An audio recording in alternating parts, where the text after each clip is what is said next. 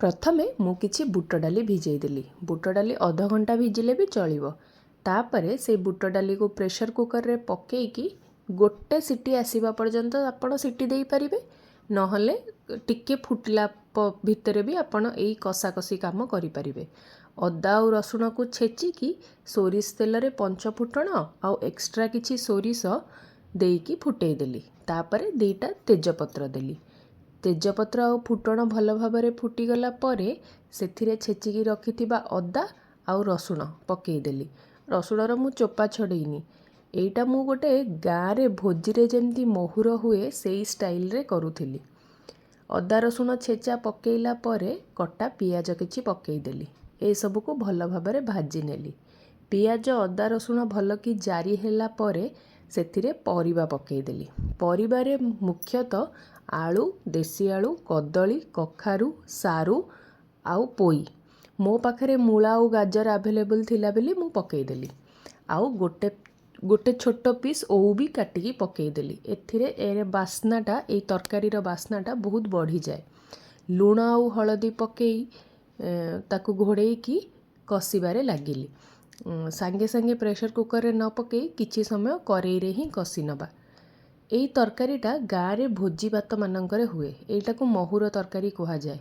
Ions करबाकू चाहिए एथिरे छोट छोट चिंगुड़ी नल्लाई छोट छोट चूना माछ नल्लाई माछ मुंड किछि भी पकेइले बहुत सुंदर बास्ना हुए। किछि लंका गुंड मध्य देदेली। जदि आपण माने किए गाँ रे भोजी खाइथिबे बाहाघर भोजी सेथिरे मेन आइटम थाए भात आउ महुर। अरुआ भात नुह उषुना भात। उषुना भात आउ महुर। सादा मानंग पई सादा महुर आउ आइंस मानंग पई आइंस महुर। सादा महुरर भी डिमांड बहुत कम थाए। मेनली आइंस महुरर डिमांड बहुत बेसी थाए गाँ भोजी मानंगरे। परिबा सबु किछि समय कषि होई गला परे सेथिरे गोटे काटिकी रखिथिबा टमाटो मध्य पकेईदेली। पकेईकी ताकू आउ टिके एपट सेपट करी कषि नेली। आपण माने जदि कि गाँ रे एई महुर खाइचंती ताहले मते कमेंट करी जणेबे।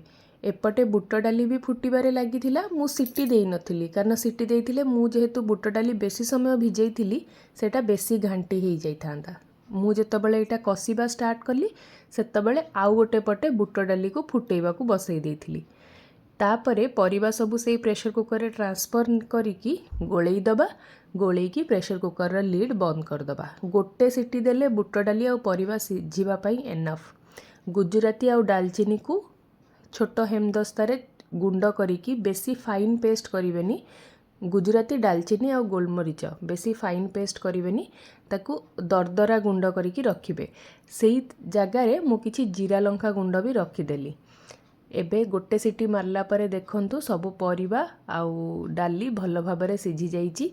आमुको एटा को घांटीबा को नथिला पूरा पेस्ट करिबा को नथिला। जेमती परिबार बाइटटा डालीर बाइटटा पाटिरे फील हबो सेमिति एटा बनैबार थिला। झियो पई की तरकारी टिके काढी देइकी तापरे सेई गरम मसला आउ जीरा लंका गुंड आउ किछि धनिया पत्र देइकी पुणी गोढेई देली। खाइबा को बहुत टेस्टी।